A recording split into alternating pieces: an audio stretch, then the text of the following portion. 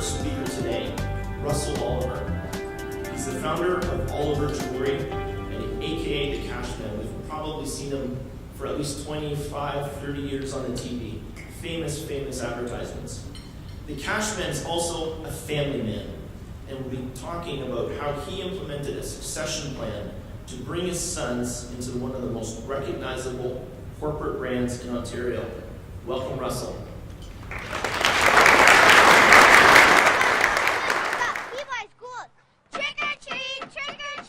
Hello! You want treats? I've got treats. Lots and lots of treats. You like cash? I've got cash. Lots and lots of cash. Tell your mother I'll give her cash for her jewelry, watches, and diamonds. There's no trick or treat at Oliver's, only cash. Come on down, I'll even loan you cash for your jewelry. Don't wait till Halloween, do it now. All right. I could probably spend the next 20 minutes talking about the making of that commercial alone. But I'm going to start at the very beginning and try and speed through this. I was born believe it or not, 70 years ago in Johannesburg, South Africa, to entrepreneurial parents, and I believe I was born to be an entrepreneur. I knew this at a very young age. Growing up in the 50s in South Africa was the time of apartheid, where you could not really work if you were under 18 years old and white. You had to be a black to get a job at any age. They could work, but you couldn't work unless you were over 18. And the reason I know this is because I was so entrepreneurial that when I was very young, like 8 or 9 years old, one of my friend's father made cosmetics in his basement. And his son, and he had other staff, going door to door selling cosmetics. And I got a job with him, I forget, very young. And I went door to door and I was arrested and went to jail. My parents had to bail me out.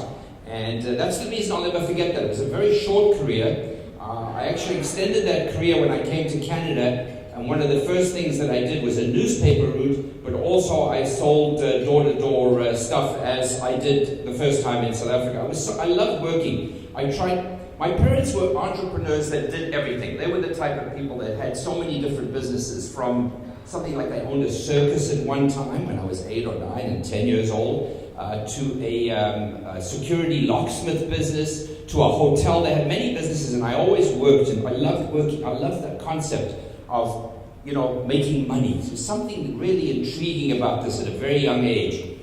So there was not much I could do except help my parents out until we came to Canada. I came to Canada in 1960. I was 13. The first day I saw a kid wheeling around newspapers. Ronnie Kolthoff was his name, Dutch guy. And I said, you're allowed to work? And he said, of course. And he sent me to the office, and I got a job with the Toronto Star in 1960, and I worked there until 1965, delivering newspapers. Throughout high school, I would deliver newspapers. When people would go to camp, and I went to Forest Hill Collegiate in Toronto, you probably know that's one of the most wealthiest areas in Canada, Forest Hill. All very wealthy people. I was poor. I had nothing. My family was very poor. And they would all go to camp, and I got extra paper routes.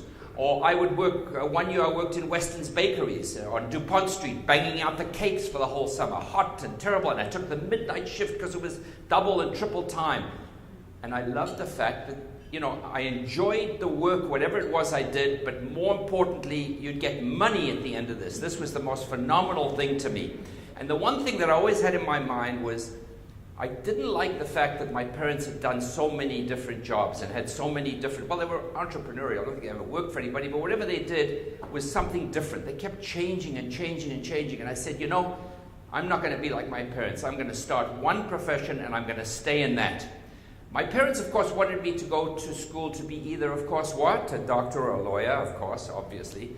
And I went through York University in Toronto. I got my BA, applied to law school, Dalhousie. Applied Toronto, I couldn't get in. My grades weren't good enough. Got into Dalhousie. And instead of going to law school, I started the jewelry business. This was 1971. Prior to that, while I was in university, I had an after-hours club. I just loved, while in university, I was working. It was like 4 or 5 nights a week from like 9 o'clock until 4 or 5 in the morning. It was an after-hours club where people would join, become a member, and would come on the weekends to party. And it was fabulous. It was beautiful. There, not only was this such an enjoyable job because of the money, but there was sex, there was drugs, there was gambling, there was all the things that I love, that were just my passion. That was my I'll never forget, my father called me once in that period, which was the late 60s, and he said, boy, he used to call me boy, South African, British South African, yeah, boy, are you happy? And I said, oh, you have no idea.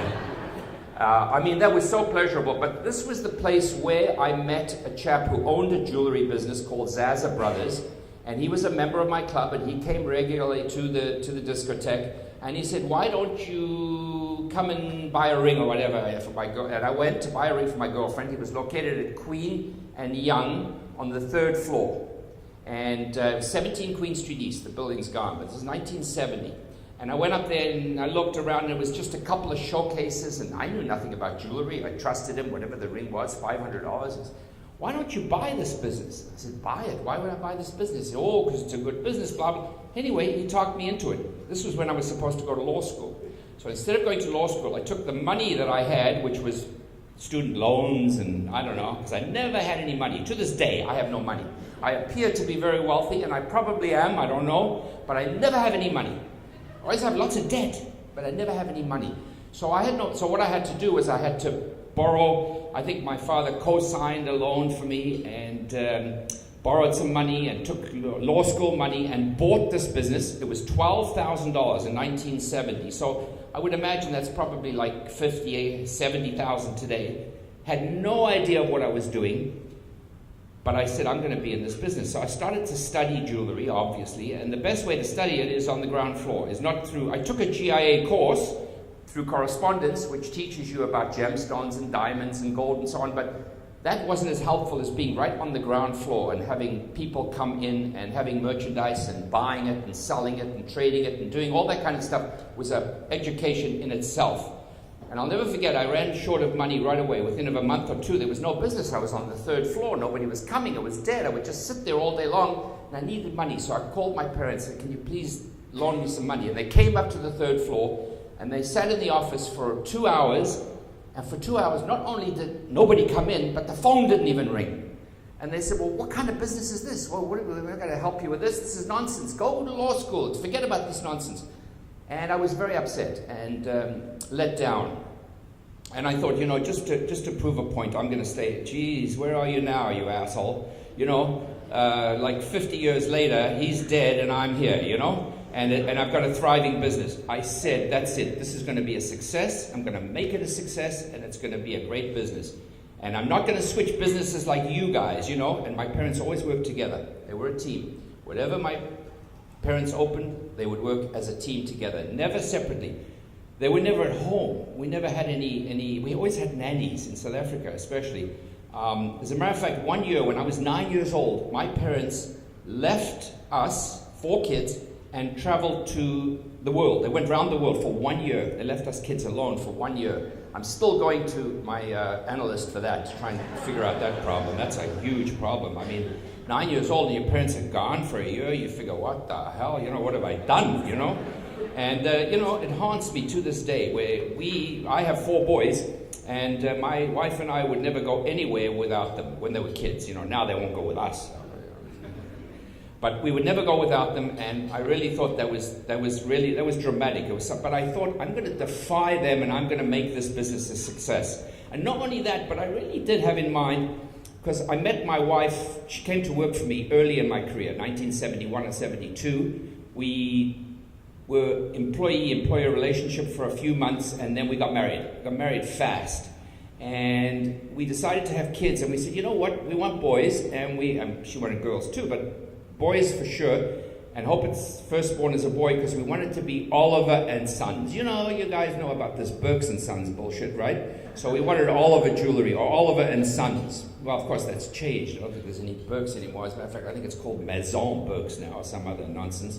But anyway, that was our idea, was to build a business that would be able to incorporate our sons. And as time went along, I always had one location. I started off at this Queen and Young location and moved to Yorkville in the early 70s. And now I was starting to catch on to this business, and I was starting to do very well in Yorkville, and I was advertising. My idea was always to advertise and to spread the word somehow. Like, to me, it was more important personally to be famous than rich. I always thought if you're famous, you will be rich, but it doesn't matter. Rich is not as important as famous. I wanted to be very, very famous. And this all comes from when I was a kid. I used to swim from when I was 2, 3 years old, competitively.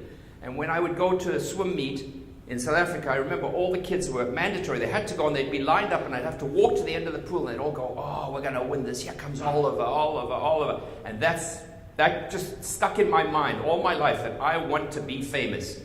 And I think I've accomplished that. The problem is it's only maybe Canada. Ontario for sure, and maybe Canada, maybe a little bit of the US, but certainly not worldwide. I'm very locally famous. But, you know, it's the best I could do, and it's probably, you know, getting close to the end for me, not for Oliver Jewelry, though. For Oliver Jewelry, we're approaching our 50th anniversary, and when we started to have boys, we wanted them also, you know, my wife, I shouldn't say we, my wife wanted them to go to university, as my parents and her parents told, you know, I got to go to school and blah, blah, blah. But in my mind, I really wanted them to come into the business. I really wanted the boys, I have 4 of them, 4 boys, I wanted them all to come into the business. And they all were born in the business, and they all came to work every summer. They went to camp, but they'd work, you know, other time. They'd work a lot during their lives until every single one of them went to university and just got their BA. My youngest son, who is the most ambitious, and he's the one that's probably going to take over, he's Jonas. I'm sure you've seen Oakville Baby, right? Everybody seen that? That's Jonas, youngest and most ambitious. And he's the one that really wanted to do expansion. I always wanted to have one location, a large one, but one location. In 2013, he came to me and he said, by the way, all 4 boys eventually came into the business. They worked summers and when they left school, university, whatever, they all came into the business, all 4 of them. One of my sons, Pickering, audience alive here? You know Pickering, don't you? You all? That's Jordan. He has his doctorate.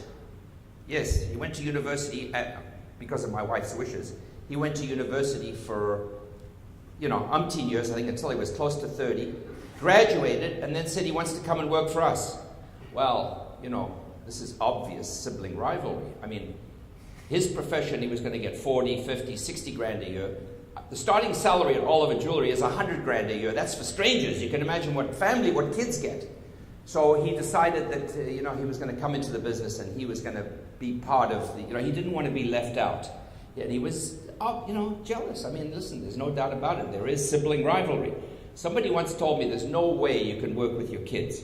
It's very difficult. I got to tell you, it is very, very hard. Now, imagine 4 boys, me, in one location. Imagine one tiny location. Eglinton and Avenue Road was my first location with all 4 boys working. Tiny space, 500-600 square feet, and all of us working in it. I mean, it was tough. It was really, really difficult. But somehow we managed, and somehow we got away with it for a little while. And I'm sure you all know you can only get away with that for a little while. Eventually it's going to blow up. And what happened was the youngest, Jonas, came to me and he said to me, I can't do this anymore. I can't work with my brothers, especially one particular one who doesn't show up on time and blah, blah, blah, and he's not ambitious and he doesn't care, and whatever reasons, I can't do it anymore. And he was so upset and so sad, and I felt so awful. And I said, but my philosophy has always been to have one location, Jonas. What am I going to do? He says, well, you know, please, you got to help me out. I'm so upset. And he really was.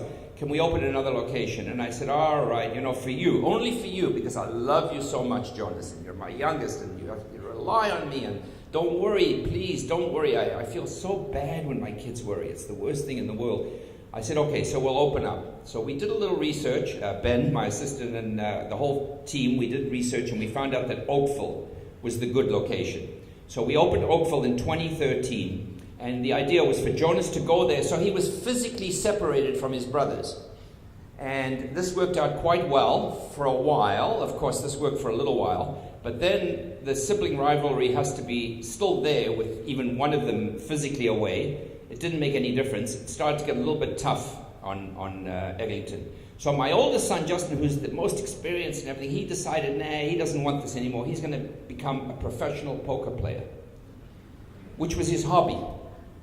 So he studied it and he played it for a long time as a kid, but then he turned professional about 5 or 6 years ago and left the business. So since then, he has not been in the business, and he's doing extremely well. They have a ranking, and he was ranked 180th in the world at one point. It goes up and down, but anyway, it's a bit of a stigma because people say, "Ooh, kaka." Oh, his mother. Can you imagine? Gambler. Oh, you're a gambler. Oh my goodness, you play. This is terrible. The truth is, he's not a gambler. He's a professional poker player, and that's fine. It's fine with me as long as he does well. A lot of luck involved, but still skill as well, and he studies, and he even teaches now. So he tutors, and he gets good money tutoring. And he moved to Vegas, so he lives there. So now physically, he's totally removed. Everybody's predicting that he's going to come back, and, they could be right. Who knows what will happen. The doctor, Dr. Jordan, he decided a few weeks ago that this really was not for him. Not that he was fighting with anybody, because he was in the Pickering location, so he wasn't together with us. But he has decided that he doesn't think he likes this job. So, is there any other capacity we can use him in? And the truth is, not really. He's got to be a buyer. This is one of the tough things in our business, is to find buyers, people who will be able to buy jewelry from the public. You have to make sure that somebody comes in with their jewelry, they walk out with your cash, and you've got their jewelry. And it's a tough job. It's very difficult. It's hard to find buyers. But we do. We have good, experienced buyers in all our locations. So now we're left with 2 sons, Jared and Jonas. Jonas loves it and still wants to work and wants to run the place totally. And Jared, we have found a niche for. He doesn't love it and he doesn't want to be a buyer. It's too hard and blah, blah, blah. So we put him in charge of retail. We've created a new retail division, which is strictly for Jared. He's the manager. He's in charge. He runs that. And he's at a separate location from Jonas. We now have 5 locations. So no matter, even if the 2 boys that have left come back, and the feeling is they will eventually, I'm pretty sure, because it's a very successful business and it's such a good income that eventually they will come back. If they do, we have enough locations to be able to spread them out equally. So at one point, they all approached me, what's going to happen when you die, And this is one of the things that I guess nobody really wants to talk about, but I had to. I was forced to. So, I had to face up to the reality that one day I'm going to, I'm going to retire. Now, I have no intention. I'm 70, and I think I've got another good 10 years. I feel like I got another good 10 years.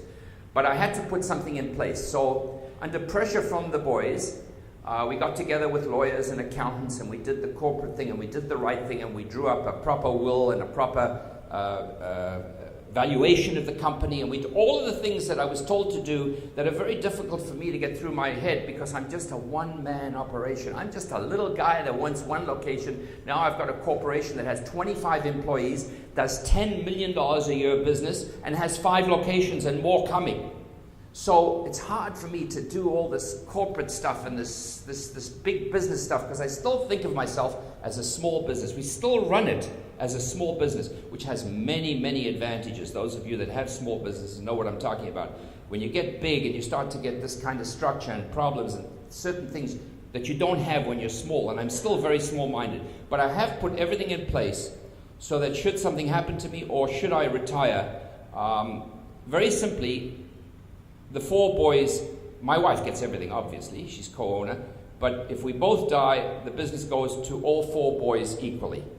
And the youngest, Jonas, he's the one that wants to run it, so he probably will run it, but they own it all equally. Some of the wives even have become involved in the business, but again, that's separate. They've been left to the side. So I feel comfortable in what I've done, and I'm happy with the way things are now, so that if something were to happen, I feel that the company would still stay, it would still be a business. I think that Oliver Jewelry is established enough to go on and on and on for generations, and if some ambitious person comes in, such as Jonas, it could expand, not nationally, but internationally. There's no reason that this couldn't work all over the world, but somebody different from me has to do that. So hopefully I've set up a structure where somebody, whether it's one of the kids or one of their kids or whatever, somebody at some point does expand the business to include the world is their oyster. I guess that should be about the time. Was that good? Okay. Thank you very much, everybody.